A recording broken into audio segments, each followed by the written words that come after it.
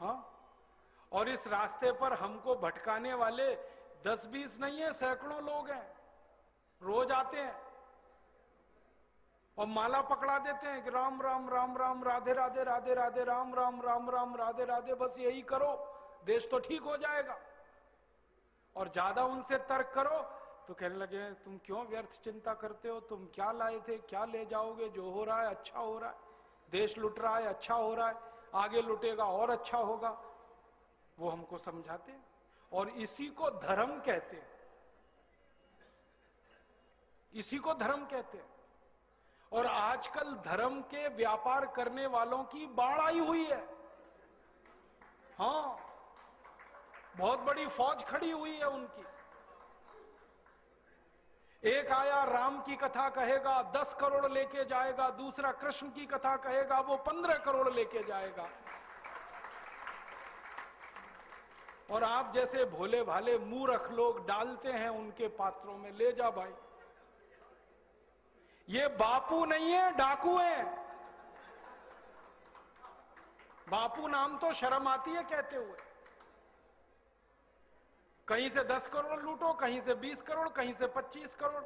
और आप लोगों की मजबूरी है कि काले धन का करें क्या, इनकम टैक्स वाले पकड़ते हैं तो ये बापुओं को देते रहते हो आप, क्या करें उसका। और ये बापू लोग हमें सिखाते रहते हैं जो हो रहा है अच्छा हो रहा है, वाह वाह। मैंने देखा है क्या क्या पाखंड और नौटंकी चलता है। भगवान राम की कथा कहने आते और भगवान राम की जिंदगी के वो प्रसंग कभी नहीं सुनाते जो हम में वीरता पैदा करें, जो साहस पैदा करें। राम की जिंदगी में बहुत सारा हिस्सा साहस का है, वीरता का है।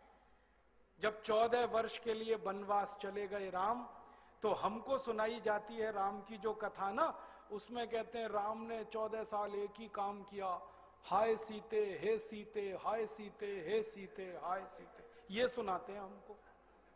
हाँ, यही सुनाते हैं निकाल के कहानी में से।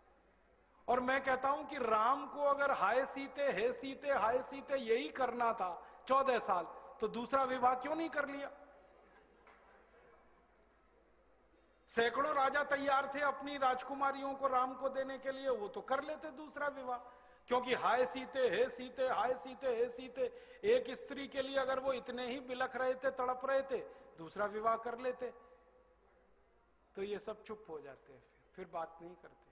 फिर मैं उनको रामायण में से निकाल के दिखाता हूं, देखो राम ने हे सीते हाय सीते कहा नहीं कहा ये मुझे नहीं मालूम, लेकिन 14 साल वन में रहते हुए सैकड़ों राक्षसों का संहार किया उन्होंने, मारा उनको और धर्म राज्य की स्थापना कराई। ये कहानी नहीं सुनाते क्योंकि इससे वीरता पैदा होती है। तो राम का जो वीरत्व है वो नहीं सुनाएंगे आपको, उनकी जो कमजोरियां हैं वो सुनाते हैं आपको। और राम कथा जब वर्णन की जाती है तो मंच पे बैठ के आहा कैसे आंसू, ढलल ढलल आंसू निकलेंगे, आपको भी रुलाएंगे, खुद भी रोएंगे। किस बात के लिए? ओ राम को वन गमन में इतना कष्ट हो रहा है, वन में इतनी तकलीफें हो रही हैं, तो राम की तकलीफों का वर्णन कर रहे हैं, आंसू आ रहे हैं। और ये सारा वर्णन एयर कंडीशनड मंच पर बैठकर होता है। अपने को तकलीफ नहीं होनी चाहिए, राम की तकलीफों का वर्णन कर। एयर कंडीशन मंच चाहिए, एयर कंडीशन घर चाहिए रहने के लिए, एयर कंडीशन कार चाहिए और चार्टर्ड प्लेन चाहिए आने और जाने के लिए, तब राम की कथा सुनाई जाएगी। जो राम जिंदगी भर पैदल चलते रहे, जिन्होंने अपना रथ भी छोड़ दिया था अयोध्या से निकलते समय, वो राम ने जिंदगी भर पैदल चल के काम किया और यहां एयर कंडीशन कारों में घूम घूम कर, चार्टर्ड प्लेन में घूम घूम कर राम की कथा सुनाते हैं। वो कथा वथा नहीं है, वो उद्योग है, व्यापार है, बिना टैक्स का।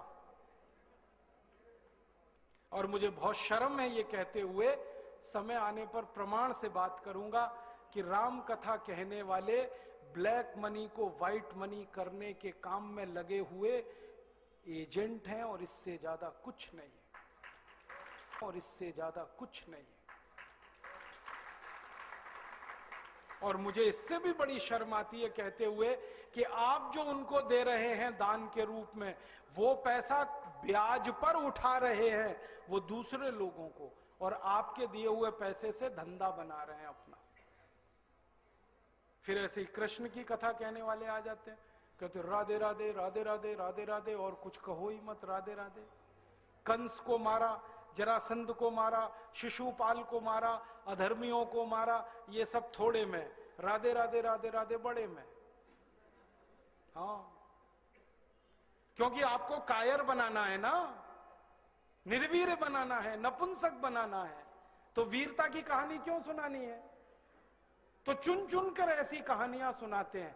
और मैं आपको बहुत गंभीर बात कह रहा हूं कि ये सारे हमारे देश में जो पाखंडी लोग हैं ना, राम और कृष्ण की कथा कहने वाले, ये सरकारों के साथ मिले हुए हैं, क्योंकि सरकारों ने इनको एक कान में मंत्र फूंका है, तुम लोगों का ध्यान इस तरफ भटकाते रहो ताकि कोई महंगाई के खिलाफ न लड़े, गरीबी के खिलाफ न लड़े, बेरोजगारी के खिलाफ न लड़े, अत्याचार के खिलाफ न लड़े, वो डूबा रहे राधे राधे राधे राधे राम राम राम राम, बस इसी में।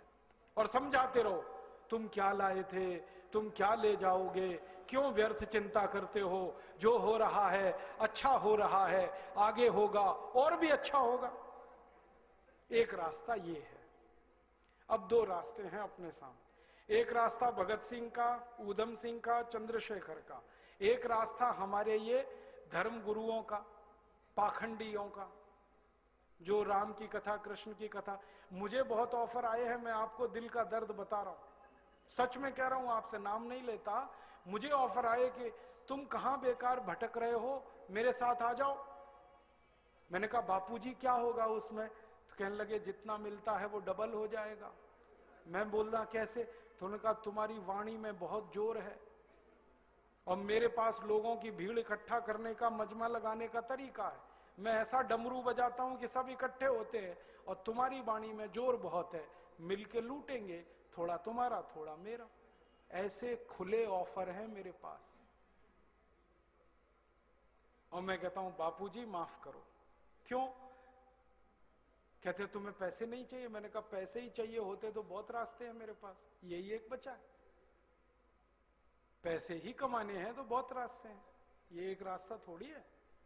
बहुत तरीके हैं, पैसे कमा लूं, घर बना लूं, बीवी बच्चे ले आऊं, करोड़पति हो जाऊं, 10 करोड़पति हो जाऊं, 100 करोड़पति हो जाऊं, बहुत आसान काम है ये तो। थोड़ी चालाकी हो तो सैकड़ों करोड़ बनाना बिल्कुल मुश्किल नहीं है इस देश में। फिर अंत में तो वही होगा ना, सैकड़ों करोड़ हो गए, एक दिन डायबिटीज होगी, एक दिन अर्थराइटिस होगा, एक दिन हार्ट अटैक आएगा, मैं मरने ही वाला हूं। तो मरना तो है ही, वहां भी शायद जल्दी मरूं, क्योंकि जब शरीर में तामस वृत्ति आती है ना तो जल्दी मरता है आदमी। जब तक सात्विक रहता है तब तक थोड़ा दम रहता है, तो तामस वृत्ति आएगी, मरना मुझे वहां भी है। तो क्यों ना इस रास्ते पे चल के मरूं जहां सात्विक वृत्ति भी है, मरना है ये तो पक्का ही है, जिंदा तो कोई रहेगा नहीं। तो भगत सिंह का रास्ता क्या बुरा, ऊधम सिंह का रास्ता क्या बुरा, चंद्रशेखर का रास्ता क्या बुरा? कुछ करके मरो ना। मरेंगे ये सब भी, साधु संत पाखंडी, राम की कथा सुनाते सुनाते हार्ट अटैक आएगा, मरेंगे वो भी। डायबिटीज सबको हो रखी है, मैंने देखा है नजदीक से जाके, सब इंसुलिन लगाते हैं, खाते हैं गोलियां, अपनी डायबिटीज नहीं मिटा पाते, दूसरों को उपदेश देते फिरते। ब्लड प्रेशर सबको बढ़ा हुआ है, क्योंकि ये जो काला धन है ना, इसका हिसाब किताब करने में बीपी ही बढ़ने वाला है। सब बीपी की गोलियां खाते हैं, सब डायबिटीज के लिए शिकार है, तो दूसरों को उपदेश देंगे तो मैं भी लग जाऊं, वो एक रास्ता है। एक रास्ता भगत सिंह, ऊधम सिंह, चंद्रशेखर का भी है।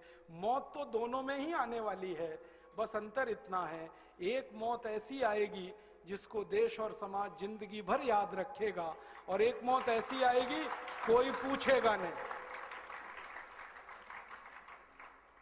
तो हमने तो चुन लिया है दूसरा रास्ता, भगत सिंह वाला, ऊधम सिंह वाला, और तय कर लिया है कि जैसे भगत सिंह, ऊधम सिंह, चंद्रशेखर ने गोरे अंग्रेजों को भगाया, वैसे ही हम आज के इन काले अंग्रेजों को मार भगाएंगे इस देश में। और करना क्या है? करना तो एक ही काम है, इस